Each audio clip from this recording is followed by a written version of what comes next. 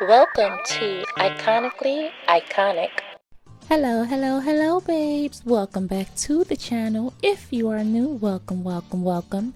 So, I wanted to talk about one of my absolute favorite 2000s rom-coms, Monster in Law. So, let's get into it. Now, I am obsessed with rom-coms and how light they are. And one of my faves is in this film, and that is the fabulous Miss Jane Fonda. I have loved her since I was a child, and I know most of our grandmothers and mothers love her as well. I will watch any and everything that she is in. Barefoot in the Park and 9 to 5 are my favorite movies, but this film, she plays the fabulous wicked mother-in-law so perfectly. But I wanted to touch on this film because it's also a reality that a lot of women deal with when it comes to mother-in-laws. So let's get into the hot mess that is Viola and her relationship with her son, Kevin. So shortly after Charlie and Kevin begin dating, Kevin decides it's time to introduce his mother, a woman of remarkable success and accomplishment, to Charlie. It's clear that Kevin has serious intentions, likely considering a proposal, and wants to ensure that two of the most important women in his life get along. When Charlie meets Kevin's mother, Viola, the initial reaction seems positive, and Kevin, reassured by their seemingly good rapport, proposes to Charlie, and Viola seems happy for the two. So we think, Charlie, you in danger, girl. I could just kill that dog-walking slut! However, beneath Viola's outward display of happiness lies a simmering resentment because she feels Charlie is taking her place. Viola, an overbearing and possessive boy mom, harbors an unhealthy attachment to her son, one that borders on obsession. To her, no woman could ever be worthy of Kevin, and she perceives Charlie not as a future daughter-in-law, but as a threat, a rival in her strange, almost husband-like relationship with her son. Now, the red flags were apparent from the start. Charlie noticed how frequently Viola would call Kevin, even during his work hours when he was attending to his duties as a doctor. This incessant communication wasn't just overprotective parenting, especially considering the fact that he was a grown man. It was a clear sign of a lack of boundaries. Viola's behavior exemplifies the problematic dynamics of mothers who are unable to see their sons as independent individuals, instead treating them as extensions of themselves, or worse, as surrogate partners, something I've spoken about before on this channel. Dating men who are mama's boys and are the sons of toxic boy moms are a red flag and should be your sign to run. His mother will constantly think she matters more than you, and she will always come between your relationship because she has an obsession with her son, and no one will ever be good enough for him in her eyes. Mothers like Viola never change, even though the end of the film will have us believe otherwise. And when you have children with this man, they believe they have the authority to tell you how to parent because their son turned out good and they've raised children before. They will constantly try to take your place as the parent, even though they are the grandparent.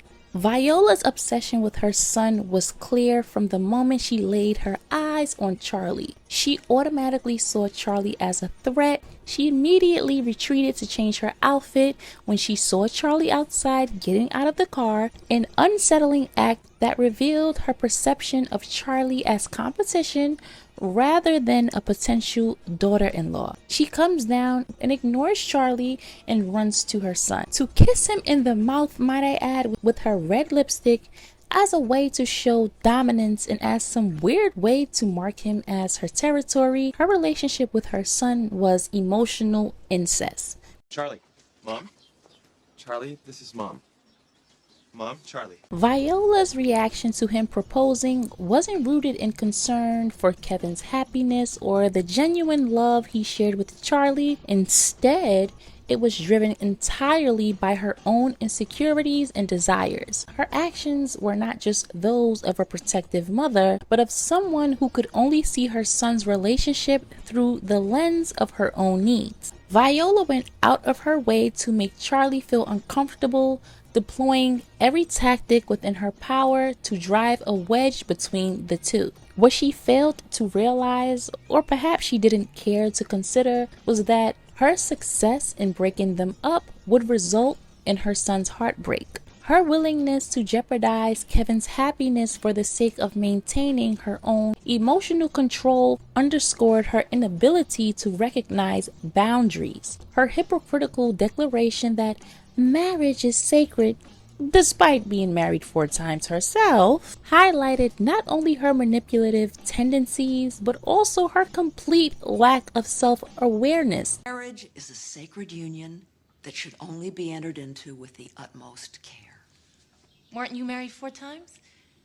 4 times, ma'am. You've been married 4 times. I really don't want to hear your advice. And quick sidebar, Viola worked every outfit she wore, okay? Especially this look and her all-white brunch look she wore. But Viola's belief that she had the right to interfere in every aspect of Kevin's life as if she owned him was a striking example of her boundary issues. Her actions were driven by the fact that she couldn't accept that her son was in love and that it was now his time to be happy and build a life of his own.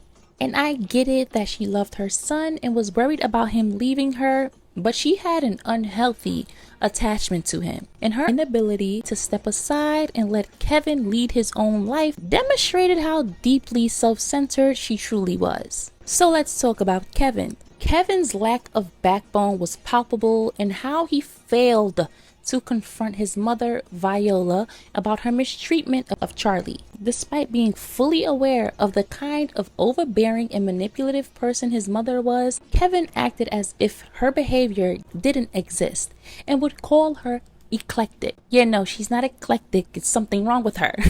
She's not eclectic. She's evil. He never once defended Charlie or set boundaries with Viola, allowing the toxic dynamics to continue unchecked. Instead, he seemed more concerned with correcting Charlie over minor issues when Charlie tried to explain what happened at the hospital. Kevin quickly dismissed his mother's actions and instead placed blame on Charlie. His response was not only unfair but indicative of his unwillingness to challenge his mother.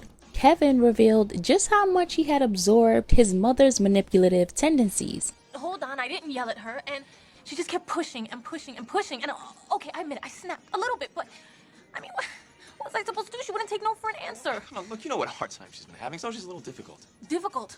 A 2-year-old is difficult. She's like... Come on, she's all alone. I'm all she's got. We're all she's got. Come on. To make matters worse, he conveniently left town shortly after, leaving Charlie to deal with Viola alone, further avoiding his responsibilities as a partner. Now, Charlie, on the other hand, was too accommodating and failed to set her own boundaries with Viola. Viola saw Charlie's kind and loving nature and took full advantage of that. This is why Charlie needed a partner who would defend her and establish firm boundaries with his mother, rather than someone like Kevin who lacked the courage to put his mother in her place. And you can do that while being respectful. I think sometimes people mistake setting boundaries with your parents as disrespect, but as a grown adult, they don't have the right to control your life or dictate what you should and shouldn't be doing. And you can do that and state that while still being respectful and firm. Without that strength and support, the relationship between Viola and Charlie was strained, as Viola continued to dominate and manipulate without any consequence.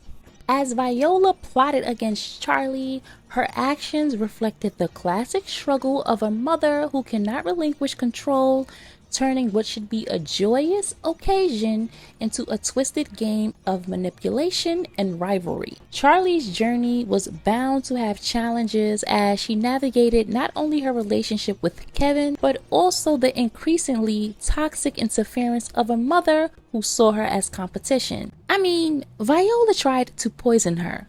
What person in their right mind would do that? And although this scene always has me in tears because Wanda Sykes is hilarious, Charlie's allergic to nuts. Give it to me.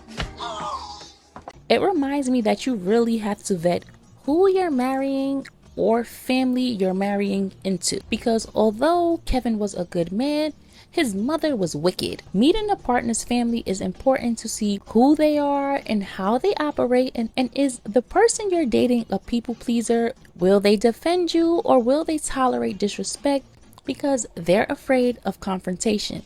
So now you're in a situation where you're constantly being disrespected because they go along to get along. And when you're making a commitment like marriage, these are important factors to take into consideration. Now, in reality, a marriage burdened by such an overbearing and possessive mother-in-law would be ridden with turmoil. Viola's inability to know her place would inevitably create ongoing conflict.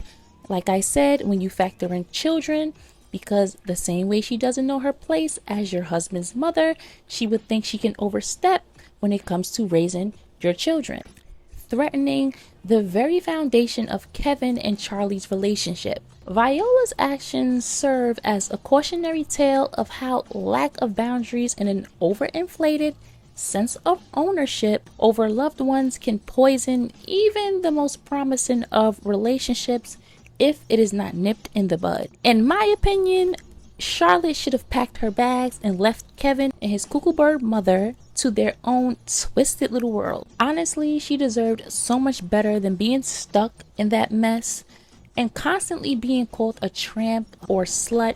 It's like she wanted her own son. Kevin's idea of a relationship seemed to involve three people: him, Charlotte, and his overbearing mother, who somehow always managed to worm her way into the middle of everything. He was practically allergic to standing up for Charlotte, and if it were ever a chance to put his mother in her place, he just couldn't do it.